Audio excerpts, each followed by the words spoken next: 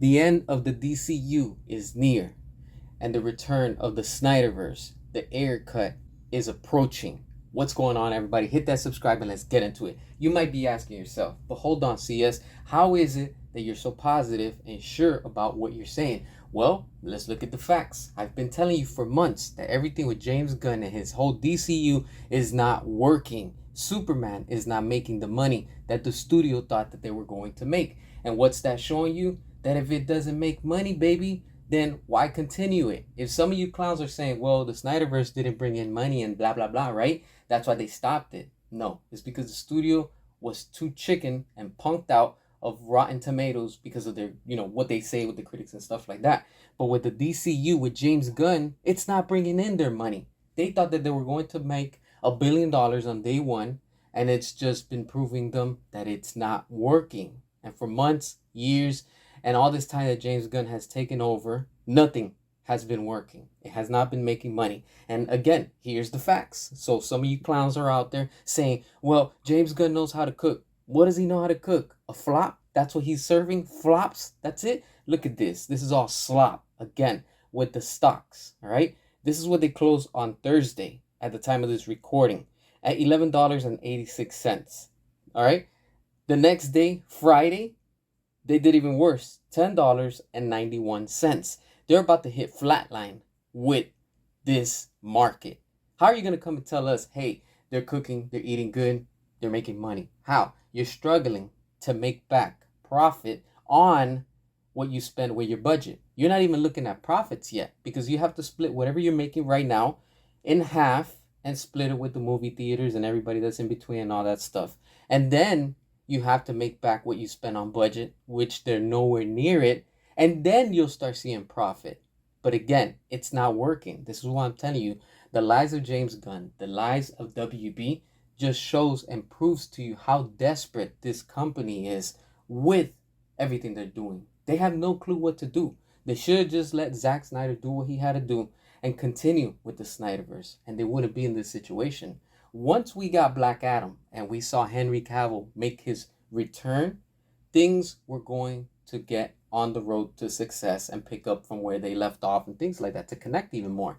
But of course, you had the Hamadaverse that ruined things, and then you just had James Gunn come in and threw a wrench and screwed everything up. And now he's trying to do this whole reboot, picking and choosing people from the DCEU, moving to his DCU, but it's just causing even more confusion because this connects, that doesn't connect, this somewhat connects.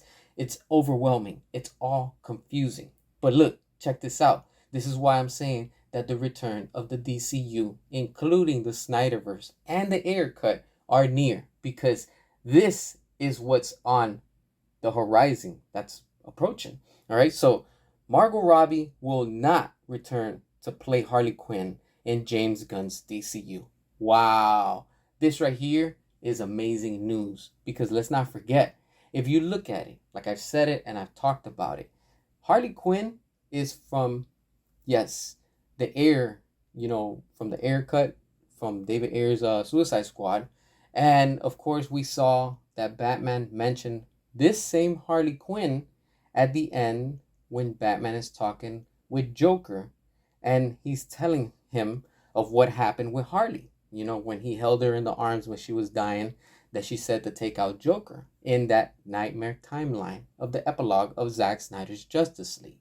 So that right there is all canon. And then, of course, James Gunn wanted to get away because, of course, he wanted to use these characters, these actors, these actresses into whatever he thinks is good.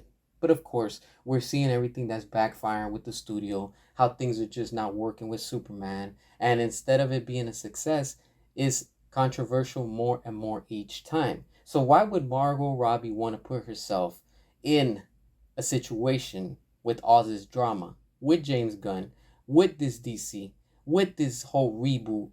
She knows what's up. This is why I'm seeing and I'm thinking that she's not going to reprise her role because she knows of all the drama. Why would she want to get involved in that? See what I'm saying? This is the reason why we see that Ben Affleck turned it down, Henry Cavill turned it down, and whatever happened with Gal, which I'm also, happy that she's not joining James Gunn's DCU.